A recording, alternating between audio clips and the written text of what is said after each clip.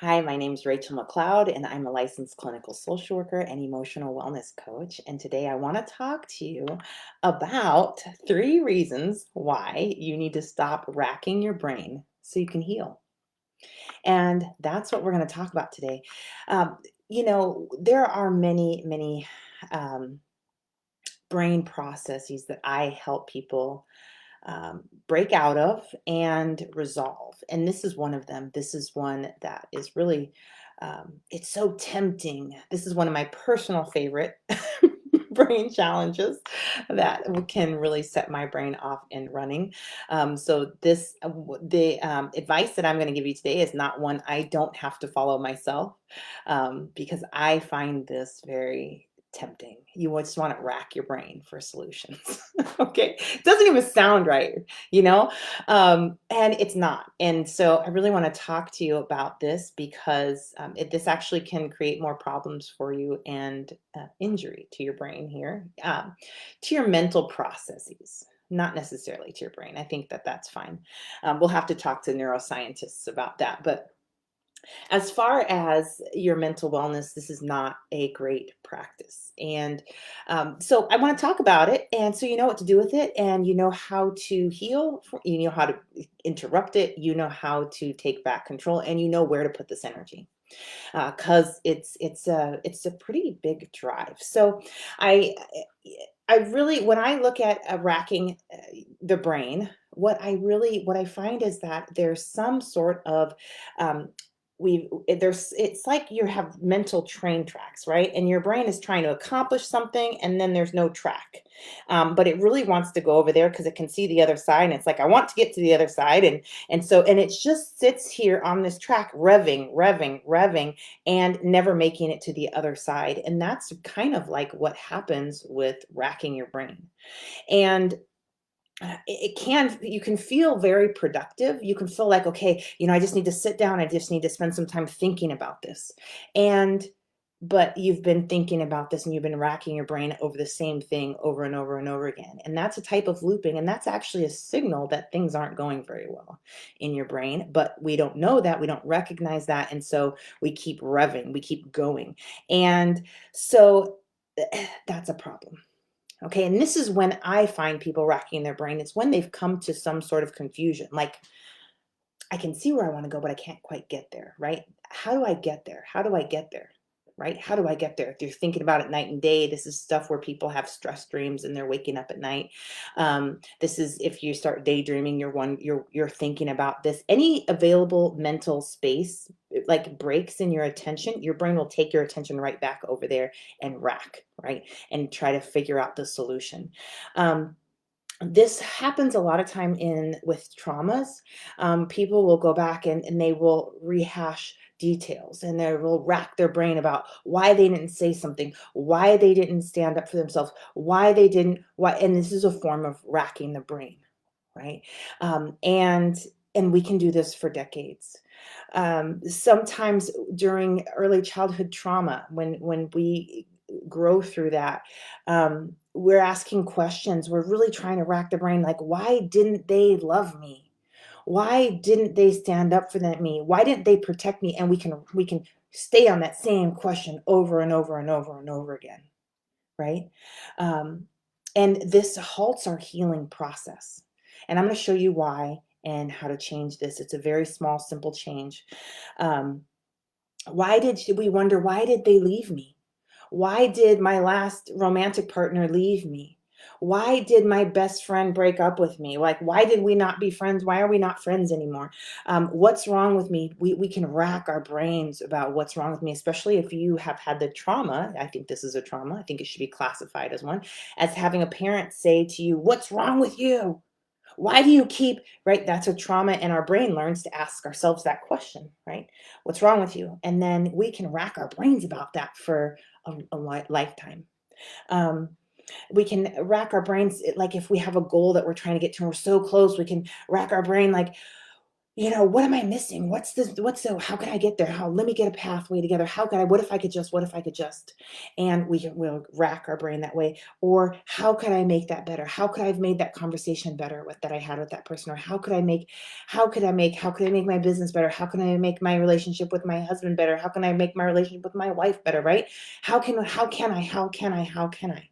And we can really start racking the brain from that. We can just keep racking the brain from that position, because guess what? These are really important questions that we actually need answers to these. These are not wrong questions. They're not bad.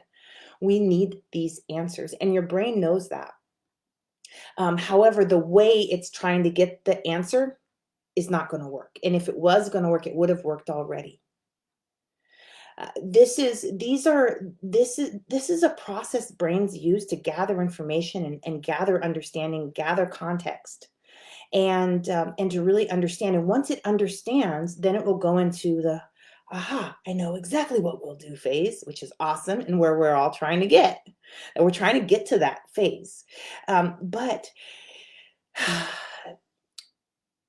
when we're racking our brain, it means several things. So let's start with that. Let me look at my notes, because I tried to organize myself today. And there's things I want to say. Okay, I want you to understand that most of the brain's problem-solving processes, that problem-solving process and all the other processes, they really function. If they're running well, they'll run very smoothly outside of your awareness. That's just how the brain works, right? But by the time that a brain process, like trying to find a solution, that's a brain function. The brain has a process for finding solutions.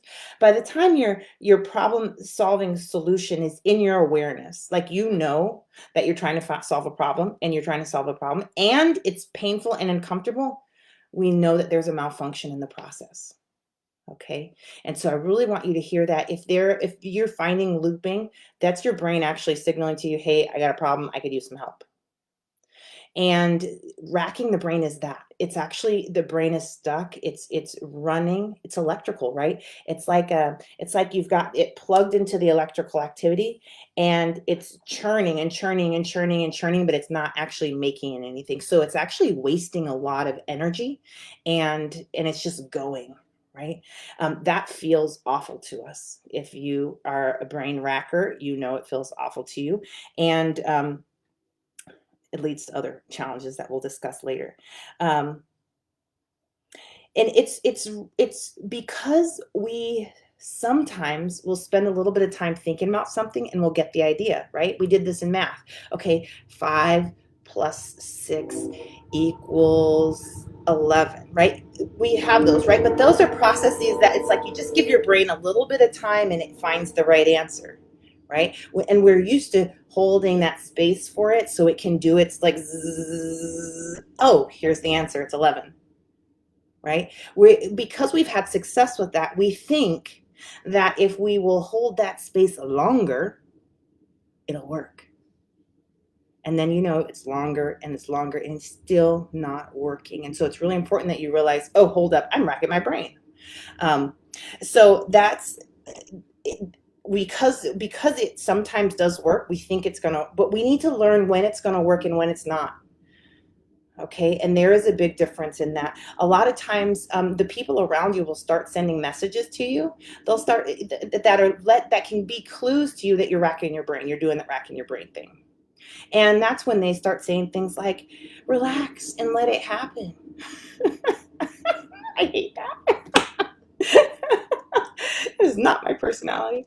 I'm learning. I'm learning on that one. I am very much enjoying learning that one, but anyway, they say things like, it'll work out, or they say, surrender.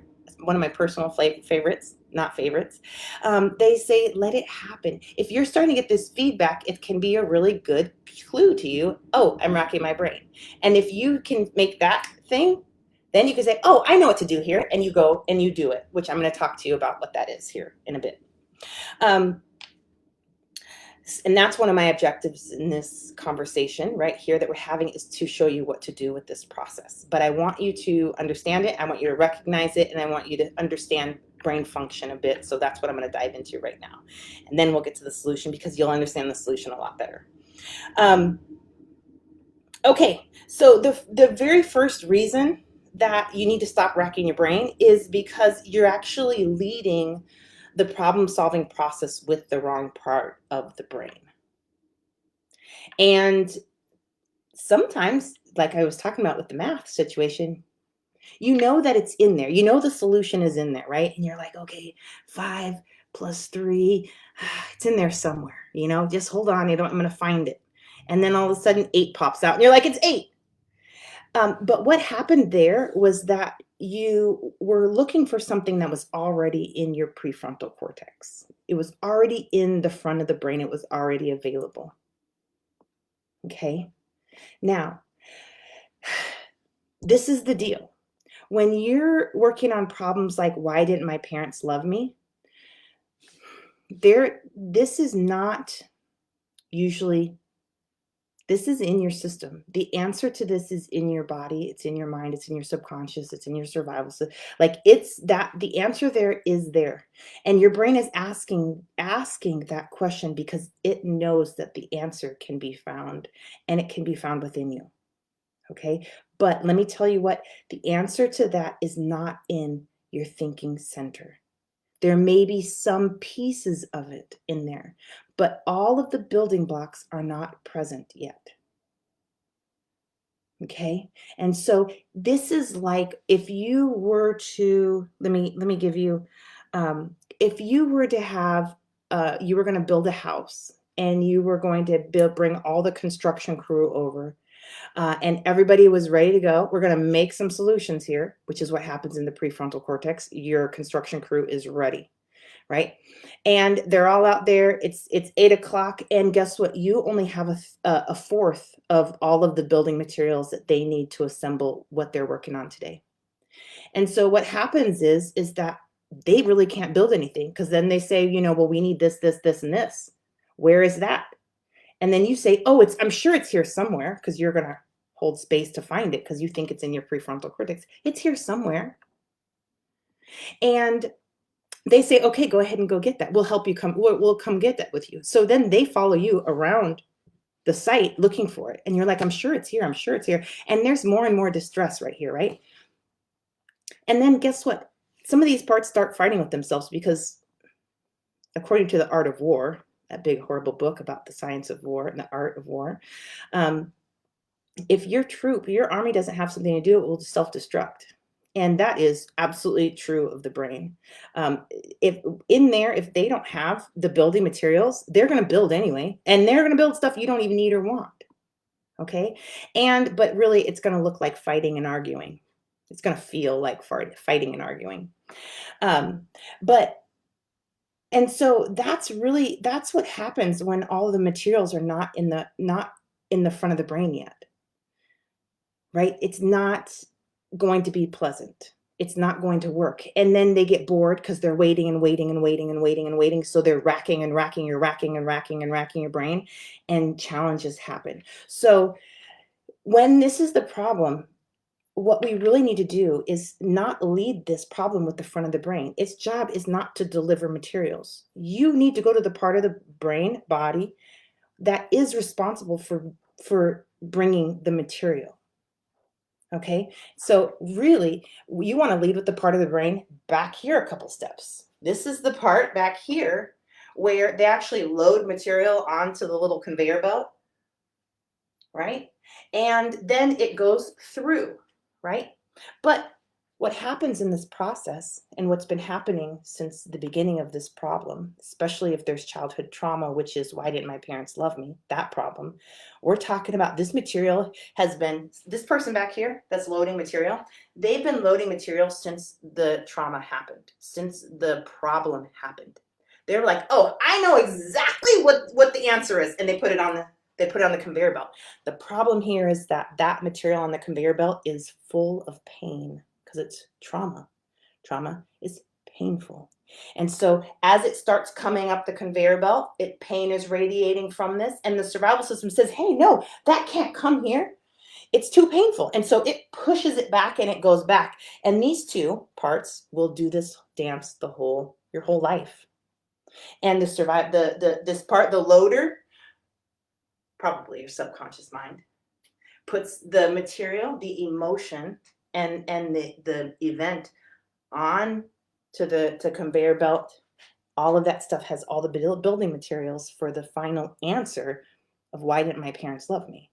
Or what was I missing? Or what did I do wrong in the conversation? And I kind of want to nerd out with you right now. So I'm going to do this not in an analogy, okay? What happens here is that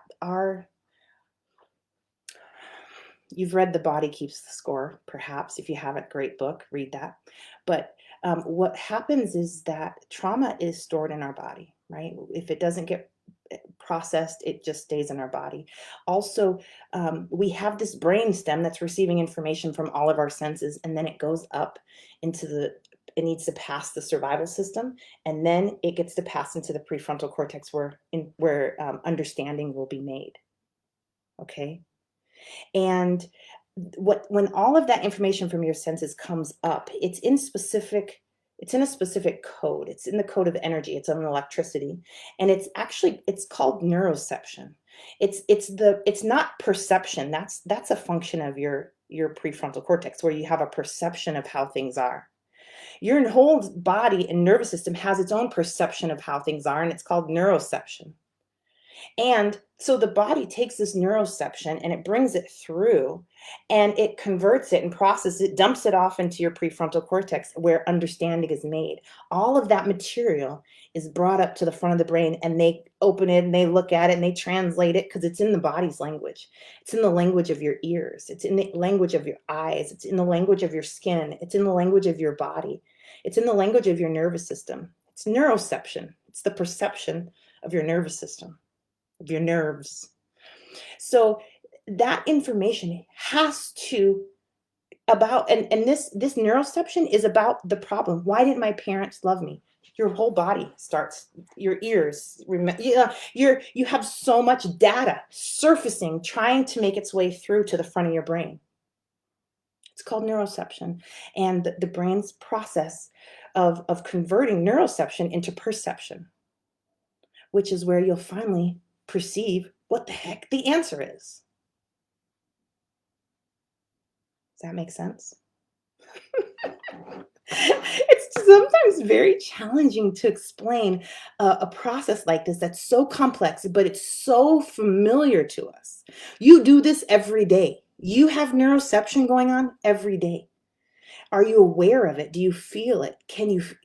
Does that make sense? Right? So it's like if you're up here working with the front of your brain and you want to build something and you don't have materials, don't keep racking your brain waiting for materials to show up. Go back here and help the material process, right? All this neuroception needs to get onto the conveyor belt, and it needs to make it past the survival system. And guess what? If it's hot with emotional pain of sadness and grief and betrayal and hurt, then guess what? It's probably going to register as pain in your brain, and your survival system's entire job is to keep you away from pain. And so what it does is it just pushes that back into where you are not conscious of the pain, but that doesn't mean you're not in pain. That means you're not conscious of your pain. The pain will play out in your life because it's like a paint bucket in the back of your brain that your subconscious mind sticks the brush in there, the pain, and it starts painting your life with that paint, that color, which is pain. That's why your life, you'll see pain in your life, is because of this, right? We don't want pain hanging out in the back of the brain. We want pain moving through the healing pathways. This process. We want it coming up. We want all that pain, neuroception, to make it to the front of the brain. And that means we've got to get it past the survival system. So when you're racking your brain, you're actually leading with the front of your brain. That is not that part cannot influence the survival system to let the pain, let the neuroception through. It can't. It doesn't have that function. So all it can do is spin around, round, round, round. It can't actually say, hey, survival system, can you let that stuff come through? Because I'm looking for it. It can say that all day long. You can actually say that literally to your brain and it will do nothing. Your survival system does not speak that language. It doesn't care. And it's not what it's listening to. It's listening to your pain neurons. It's listening to your body. And if signals of distress are coming up, your survival system is working, is ready to go to get you out of pain. And guess what? That means even if the pain signals are actually part of your healing process, your survival system doesn't know that and it doesn't understand because it's not a thinking center. So it just responds by that's pain, get it out of here. It doesn't know that that pain needs to go through the healing process. This pain coming up is good for us. Let's move it through. So that's a really big deal. And so, okay, let me move to point two. The second reason that you need to stop racking your brain so you can heal is that the brain racking is a solo operation. It's not teamwork. And that's like trying to play a basketball game with only one player against a whole team of five.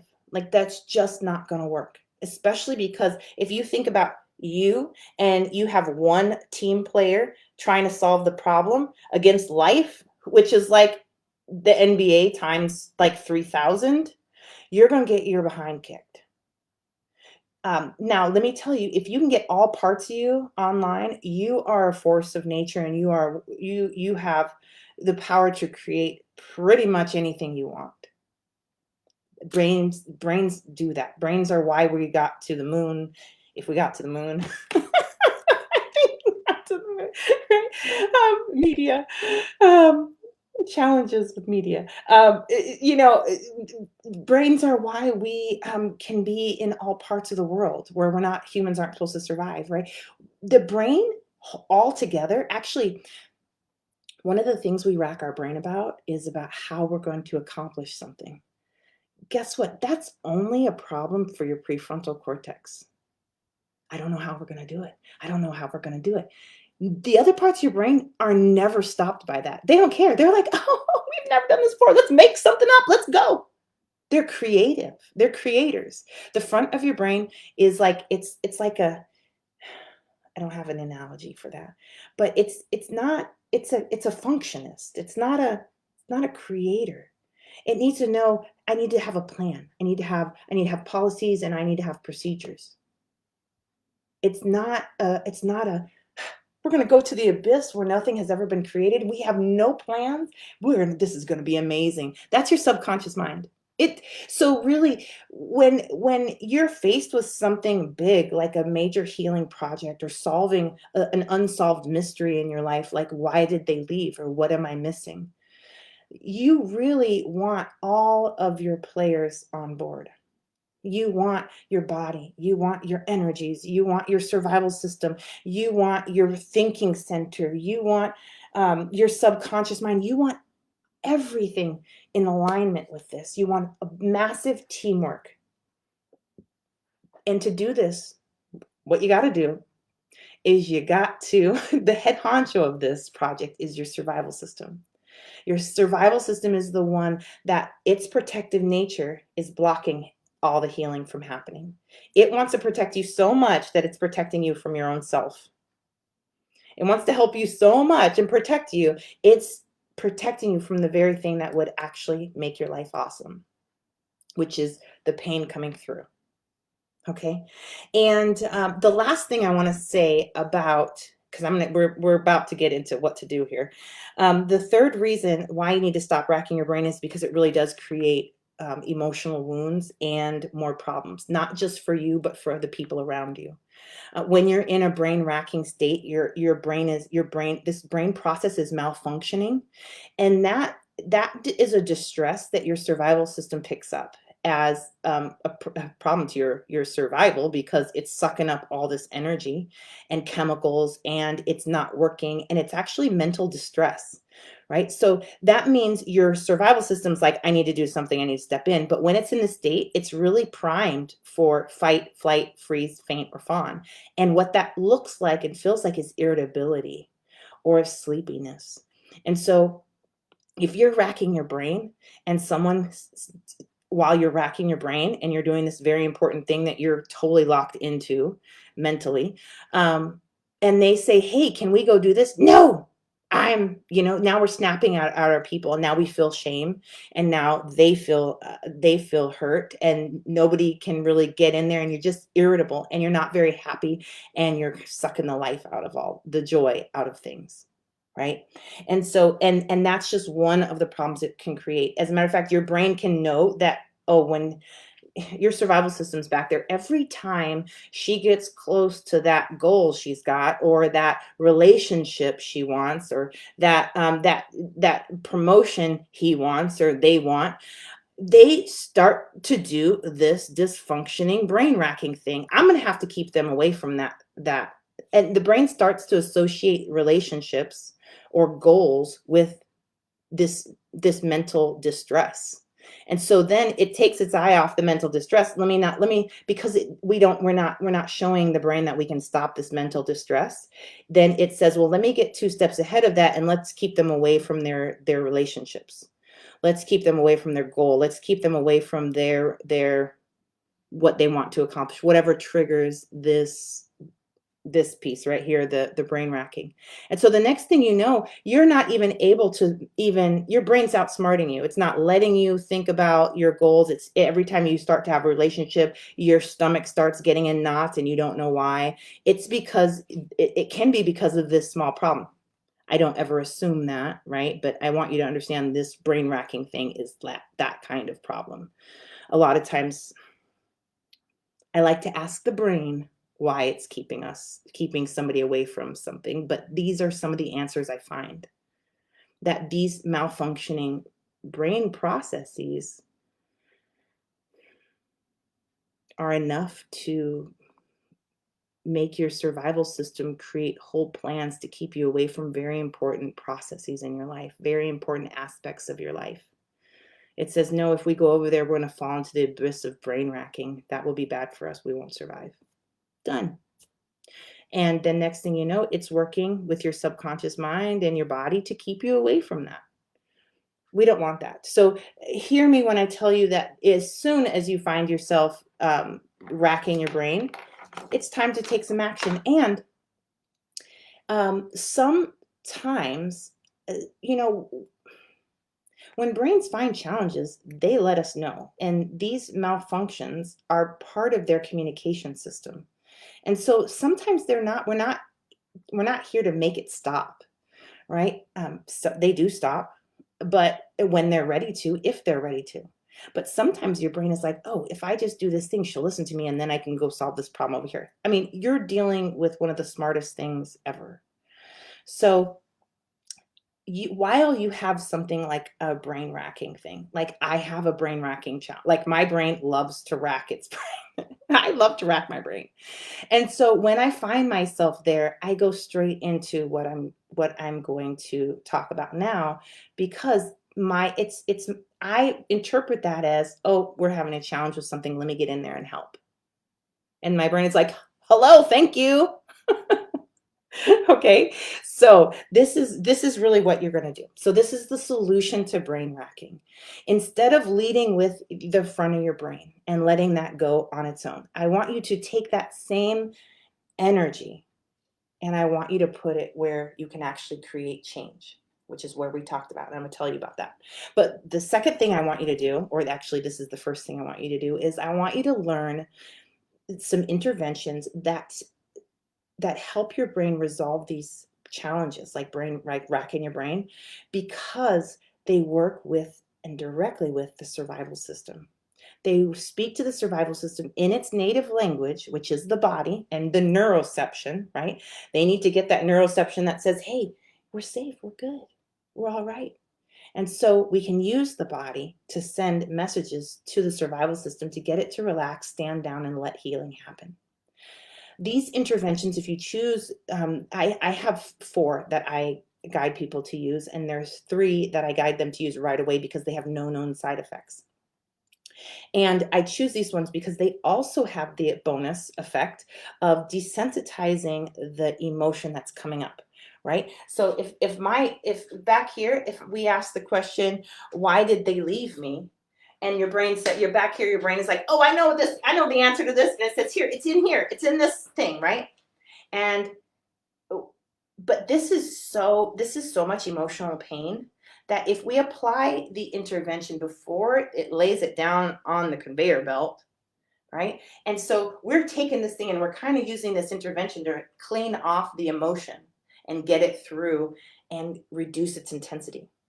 And you'll know that these interventions are working because we can feel this. When your brain starts to say, "Ooh, this is the answer," it's also the problem.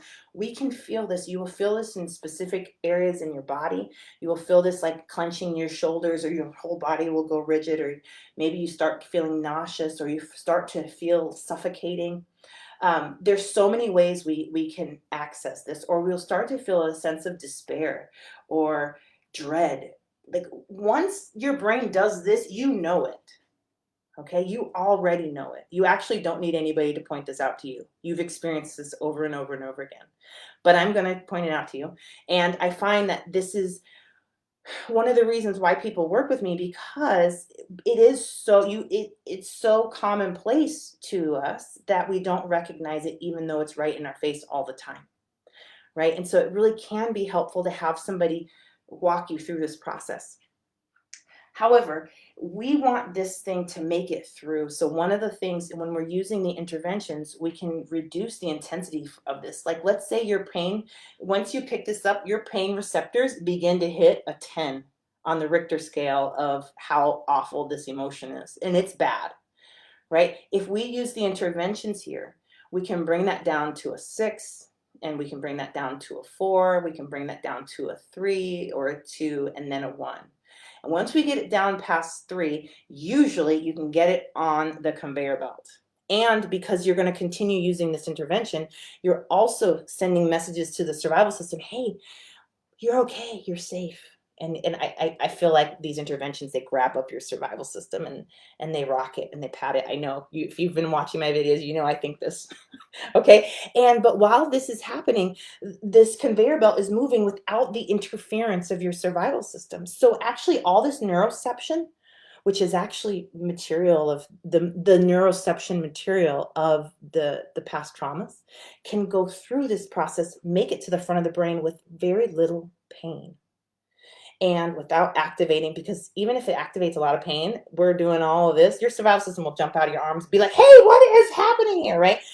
So we really want to do a good job of desensitizing this stuff so that you're working with your survival system over here and it's moving through. Okay. Once it gets to the front of the brain, the survival system can go back and do all it wants to do. It already got through. It can't grab the stuff back out. It doesn't work like that. And so that's when you actually don't need to help your brain anymore, because you're going to watch it. Okay. We got all that stuff through. We used an intervention right there when we were able to create those 2 benefits. And now we're just going to watch your brain. If it starts whirling again, what we know is that, well, there's more stuff that needs to come through, needs more materials. So we're going to go, we're going to go get the material. Hey, we're looking for the material of why did they leave me? And then in the back of the brain, you'll hear this, oh, it's this. And we're going to use an intervention so that this stuff is less intense. And we're going to move it through past the survival system to the front. Once it's there, you're going to step back and you're going to watch your brain, or you're just going to go back to your life. You're going to go back to living. And if your brain needs more help, it'll start racking its brain again. And you'll be like, oh, okay, more material. Okay, let me go get that for you. And off you go. And pretty soon, you will notice it does not need your help anymore, because you start seeing the exact answers of why they left you. And when that part of the brain, and why they didn't love you, or what's wrong with you, right? That part of the brain is yours. It is everything in your brain. Your front of your brain's job is to make things match your morals, your values, to make your life function, to create and help you get to your dreams. That part of your brain knows how to help you thrive. And it will take all of this really painful stuff and it will organize it. It will like sit back here and kind of make it into something that really helps you thrive. It'll help you function better. Now, before it got here and your brain was able to do this stuff, it was back in the back. And every time it was pulled up, it was creating problems in your life. It was creating pain and nightmares and flashbacks and panic attacks and racing thoughts and dissociation, right? But when we get it past that to the front, now it can't do those things anymore because your brain has altered it into something that actually helps you. That's awesome. And let me tell you what, this little process right here that we just did takes 30 seconds to 2 minutes. Now, if you need to go back and get a lot of stuff, which many people do, right? You got to go back multiple times. 30 seconds, 2 minutes, whatever you're doing back there. And you're helping all this stuff come forward. If you're working on a small project, like, example here, a small project, like, how am I going to talk with my son's teacher? How am I going to resolve this conflict with my neighbor? Right? That tends to be a smaller project. If you're doing a bigger project like resolving an anxiety, depression, or trauma disorder, right? We can get caught up in racking our brain about why is this symptom showing up? Why is this triggering me? How can I make this stop? And we will use the front of our brain. We don't want to use that part. We don't want to lead with that part of the brain. We want to come back here and help this part of the brain. We want the emotion loader. That's who we want to help. The survival system, this dance between the one bringing up the emotion and the one that's going to let emotion through to the front of your brain and all that neuroception through, that's where we want to spend our focus. And with using that strategy, you can resolve disorders in 2 to 6 months. You can start symptoms and symptoms resolving and those solutions showing up in days and weeks, not months or years. This process is so fast, and it's not one that's commonly used in America. Anywhere. I mean, I won't say anywhere. But we have been more about our thinking center. That's really what we're talking about in our schools, right? That's what we're focused on. That's really what, we say don't cry, right? That's actually that's a great strategy to get emotion past your survival system is crying. When you're crying, your brain is hearing very clearly that you're not being chased by a tiger. That you don't typically cry while doing that. You run while doing that. Crying is a healing intervention, not one you want to use to resolve a whole disorder because it has some side effects like stuffy nose and puffy eyes and you can't talk, right? So, but when you get this right, when you start working with the right part of the brain, everything starts transforming so fast because the brain is electrical, right? If you have this process, right, this is where the loader of emotions are, and this is where the prefrontal cortex is. If this stuff is coming through, you get healing, and it's electrical, right? Before, what's happening is it starts coming through, the survival system pushes it back, right? And this is a disorder because this is where your upgrades are. This is where your new ways of being are. This is where transformation happens. This is where maturity happens. When we feel like we're talking to people that are 5, it's because this process of maturing hasn't been able to happen, of creating one solution after the next, solving one problem after the next hasn't been able to happen. So people get stunted in their growth. But when this process is unblocked, whichever way we're doing it here, right? Neuroception, this way up.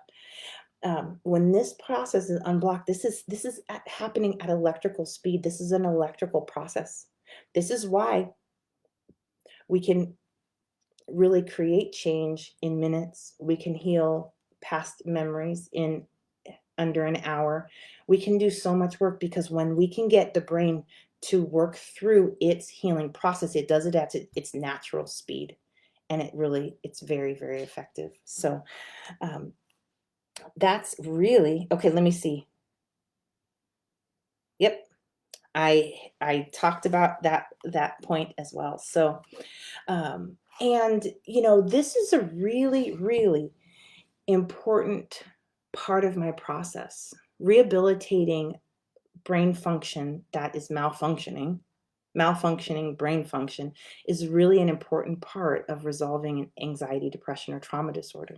We need to get that part moving and back to where it was and where it's supposed to be. And we need it to be good at its work. And trauma can really break that process and leave us with anxiety, depression, and traumatic stress, right? But if we can get this process up and running, then it can start resolving that very, very quickly. And anyway, so that's part of my process for resolving disorders of anxiety, depression, and traumatic stress in 2 to 6 months. It's a very important process. And let's see. So, and I also in this process, it's really important to heal emotional wounds. It's something I also teach people, and to really learn how to get the brain to get rid of symptoms. And so this is something that I offer in my 8-week intensive. This is also something that I make available in the curriculum that I developed for resolving disorders. Both of those are available on my website. And so you can go there. I've added the links there as well. But I do want to tell you that I have made my video series, the same video series that I use to train, to equip my clients right in the beginning of our work, so that we're on a brain working team, so that they know how to work with their own brain. And I equip them to work with their own brain using these interventions. That video series is now available on my email list. So if you want those to access to those videos and to watch those and to learn these interventions, definitely sign up and you'll get access right away. So that's available there. I've put all those links up, and now I'm going to answer questions, comments. There we go. So if you have any questions about anything that I've spoken about now, I want you to go ahead and post those. I will answer them. If you watch this recording later and you have questions, post those as well. I will answer them. I am watching and I will respond. So let's see. Oh, yes. This is a very good question. So Alex asks, how do I keep from fainting when I'm practicing these techniques? Okay, this is a really great question. And um, this question can be put in several different ways. One of the ways you can put it is how do I keep from fainting? But I want to expand it out because I want this to be as applicable to as many people as possible. And one of the other questions can be, how do I stop from panicking when I'm using these strategies? How can I not be argumentative or start fighting people, or even your therapist, right? I've had clients. No, let's not. I have done EMDR myself when I was training for it, and we started working on something, and I was so angry all of a sudden and resistant, and the poor training therapist was trying to work with me, and I was just mad. I had just shifted into a fight state, right? And so what Alex is talking about, he's talking about faint, which is a survival state, but we can go into any one of them: fight, flight, freeze, faint, or fawn. Fawning is the people pleasing. I've seen that happens. Freezing, how can you do this work without freezing? But I think for Alex, what he's noticing is that when he starts working with material, that right, you start pulling up stuff and you start being interested in your body's neuroception and what it's communicating with you, and all of a sudden you start tuning into this stuff that's being put on this. This is not dealt with properly. This really can knock you out and set you back. This is one of the reasons why EMDR is a really challenging intervention for many people to use, is because it allows the healing pathways to open up and too much emotional distress to move through. And so it literally can knock you out. I've seen people get triggered and go straight to sleep. When I'm working with people, we will be working with something, and I have people tell me the instant they start feeling things, and they'll say, I feel so tired right now. They just were shifted into a faint state. And so that's great. We're looking for that, as a matter of fact. And when you know that you're looking for these things, it makes it easier to recognize, and then you can choose the right strategy for them. And you can use your intervention. And a lot of times, of the 3 interventions that I teach people, there's one in there that really it works wonders for you all the time. Like, it's your just go-to. And so you can just really substitute that in there and go and help your brain. So, but a lot of times when I'm working with people, we will test the waters, right?